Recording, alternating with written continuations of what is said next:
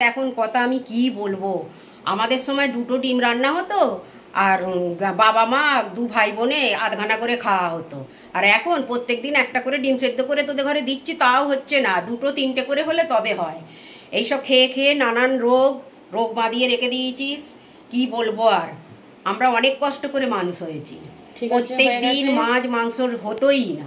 তোমার কষ্ট হয়ে গেছে, রোজের এক গল্প না দিয়ে বলো আজকে কি রান্না করেছো। কি বলবো, এই যে পেঁপে সেদ্ধ আমি খাবো, আচ্ছা, তুমি যদি একটু খাও খাবে। আর এই যে চিচিঙে দিয়ে চিংড়ি মাছ দিয়ে করেছি, আর এই যে মাছ ইলিশ মাছ এই যে সর্ষে পোস্ত দিয়ে ঝাল করেছি। আর এখানে ডাল হয়েছে, আজকে ডালে কিচ্ছু দিইনি, মুগের ডালই করেছি, শুধু এমনি প্লেন ডাল করেছি। আচ্ছা, আর এখানে এই তো হয়েছে টক করেছি, অম্বল কাসুন্দি দিয়ে বেগুন দিয়ে ইলিশ মাছেরই। হ্যাঁ, এই ছোট ছোট করে পিস করে করেছি একটু।